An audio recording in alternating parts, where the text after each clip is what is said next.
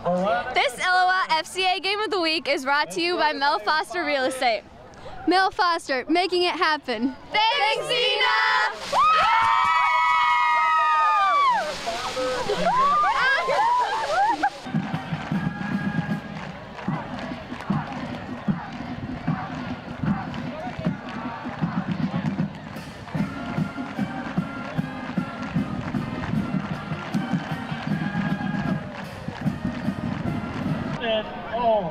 In many ways, things are already settled as far as the postseason goes for both the Geneseo Maple Leafs and the DeKalb Barbs. Both teams are 8-0. Both teams are conference champions, and both teams will host first-round playoff games. So really, when it comes down to it, this game has no meaning. But both of these teams are down to the business of winning a huge football game. A beautiful night for football at DeKalb High School's tremendous football stadium. Early on, Geneseo establishes that defense. That's Devin Haxby with good pursuit to drop his man for a loss. Then Geneseo is driving, and 3rd and 4 from midfield. Greg Rusk rolls left, and he connects with Ryan Pitra. He breaks loose and scampers some 48 yards into the end zone, and the Green Machine leads 7-0. Later on, it is DeKalb trying to respond, but Geneseo's Will Daniels steps in front of the pass for the pick and the return to about the 40-yard line. On 4th down, Geneseo's Ryan Ganson lines up from 38 yards out, plenty of distance, but off the upright and out, so Geneseo stays on top 7-0.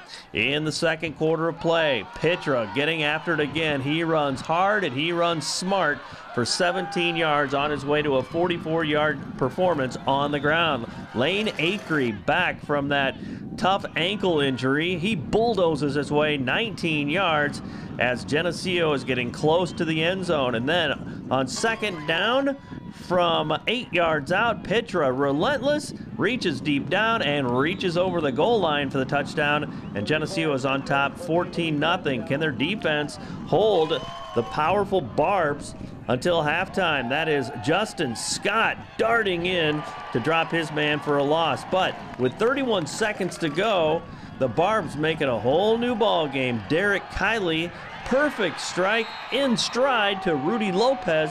That's a 30-yard touchdown, and that cuts it down to 14-7 at the half. In the third quarter, Geneseo gets the ball first, looking for a spark, and it comes from Joey Medina.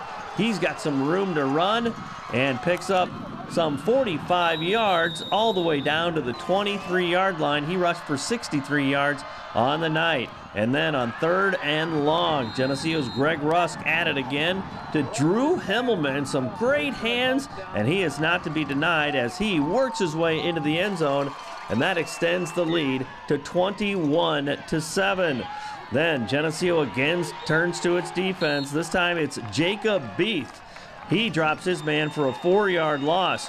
And then later on, DeKalb has 4 shots at the end zone, starting at the 5-yard line, and eventually on 4th down, the pass play is broken up as Geneseo takes that 21-7 lead into the 4th quarter, and the defense continues to shine.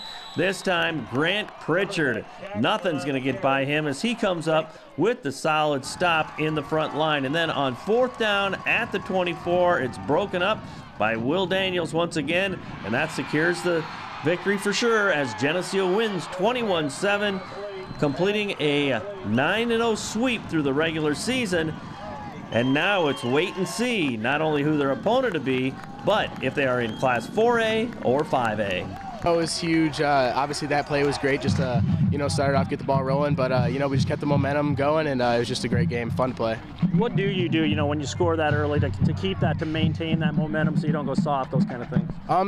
It's pretty easy. Actually, everybody's so hyped up that, you got the adrenaline flowing and everybody just wants to go out and play their hardest. 9-0, did you dream it could be a 9-0, back when you're getting ready in August? Yeah, we always talked about it. At some points, it seemed like something that couldn't be done, but I'm so proud of all of our guys, all of our coaches, everything, and I could not be happier. Well, there's still an element of mystery for you guys if it's going to be 4A or 5A. So is that something you try not to think about and just say, hey, what's our assignment tomorrow night? Obviously we want to find out where we're going to be, but regardless of where we're at, we're going to go out, we're going to play our hardest, and we'll just see what happens. What are some great things that could make you a tough out again this year? Some things that are really rolling well, some things that have grown throughout the season. You know, we weren't really sure coming into the season how our defense was going to be, you know, following up with, you know, our great defense last year, but really everyone stepped up. People have stepped up, played their role, played hard.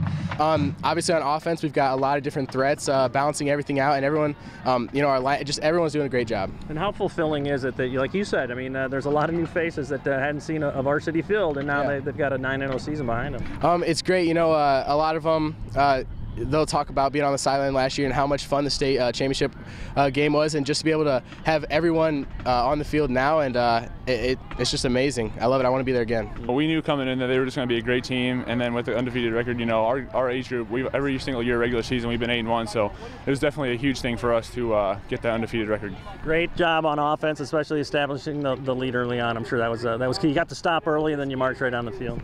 Yeah, it was a big momentum shift. On defense, they I think it was towards the end of the third quarter, Tyler, they threw it to their big tight end on fourth down, and Tyler swatted it out. That was a huge play. I don't know if that he's going to go noticed or not, but he made a huge play right there. Talk about where your defense is right now, too. I mean, they had 4 shots starting at the 5 on that one goal line stop. Yeah, you know, we live for those moments. You know, we sometimes we take too long to get our energy going, but once they get down to the goal line, that's when we really start to turn it up and play hard. We'll talk about what your mindset is going into the postseason now, too. I mean, there's kind of a mystery who you're going to get, but you know, host first-round game, so that's going to be a high privilege for you. You know, tomorrow night we'll have a playoff party, and we're gonna see who we're going to play, and then from there we're just going to take it one game at a time. It was a real tough game. I mean, there was a lot of doubt going into the game, not just from people around us, but from the whole NW12 conference, and it was really nice to show them what we're made of. How much value is there playing in an atmosphere like that? It was almost like a college atmosphere here. I mean, you can hear the band in the background. It was pretty electric, really. It was awesome. I even considered the band a college band. They're playing on first downs and third downs, and it was just really awesome to be here, and it was a great kickstart for our playoff run.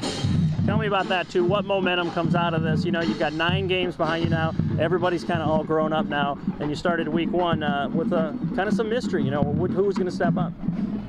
We're definitely rolling, but we got to remember that we can't get too high, we can't get too low. We really got to focus on the next game, and we got to really keep an even keel. And now both teams shake hands, wish each other well, and move on to their respective classes in the playoffs.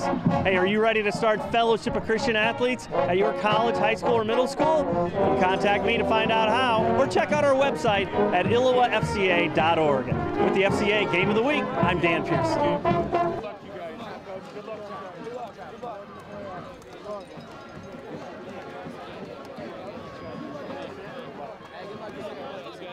Hey, good luck in the playoffs. Good luck. Good luck. Hey, go win the playoffs. Good luck. Good luck, man. Good luck. Hey, good luck. Good luck in the playoffs. Good luck. Good luck. Good luck. Good luck. Good luck to the rest of the game. Good luck to the rest of the way, guys. Good luck.